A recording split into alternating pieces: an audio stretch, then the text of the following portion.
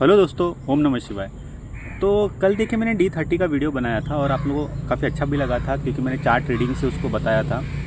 तो देखिए उससे जुड़े हुए कुछ चीज़ें थी ना जो मैं भूल गया था उस वीडियो में, तो उसी को यहाँ पे मैं बताने की कोशिश करूँगा। जैसे कि देखिए कुछ सिनारियोस ऐसे होते हैं कि हमारे जो प्लैनेट्स हैं, कोई भी प्लैनेट्स होते हैं वो आपको हमेशा D1 में, D9 में या D10 में, जो कि हमारे तीन मेजर जो कि डिविजनल चार्ट होते हैं, तो उसमें सफ़र करते हुए दिखते हैं। यानी कि सफ़र करने का मतलब होता है फॉर एन एग्ज़ाम्पल देखिए दुशांता हाउस में बैठ गए, या तो फिर वो फॉर एन एग्ज़ाम्पल जैसे जुपिटर है वो केंद्राधिपति दोष बन के बैठे हुए आपकी कुंडली में। तो इसमें आपको देखना है कि क्या वो फिर नवमांश में जाके ठीक हो रहे हैं। यानी कि फॉर अगर जुपिटर को ही पकड़ते तो क्या वो केंद्र में बैठ रहा है या तो फिर वो त्रिकोण में बैठ रहा है, और फिर उसकी कंडीशन D10 में कैसे हैं, और फिर उसकी कंडीशन D30 में कैसे है, क्योंकि D30 तो सफरिंग बताएगा ना उस प्लैनेट का।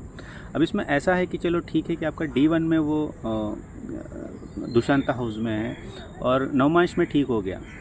तो अगर एक अब इसको वुमन को लेकर अगर हम समझें ना, वुमेंस को, दैट मीन्स अगर जुपिटर देखो एग्जॉल्ट होके नवमांश में आपके त्रिकोण में बैठ गया, दैट इज़ गुड।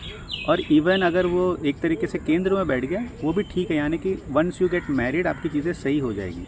बट वही जुपिटर आपके D30 में जाके सफ़र कर रहा है, यानी कि राहु और केतु के साथ कंजंक्ट हो रहा है, तो आप समझो कि वो जुपिटर आपका थोड़ी देर के लिए शायद ठीक रहेगा, फिर वो ख़राब रिजल्ट्स देना शुरू कर देगा।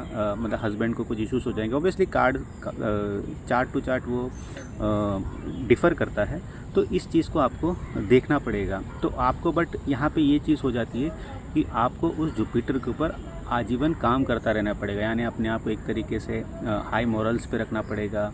आपको हमेशा अपने हस्बैंड के लिए कुछ एक्स्ट्रा ही करना पड़ेगा।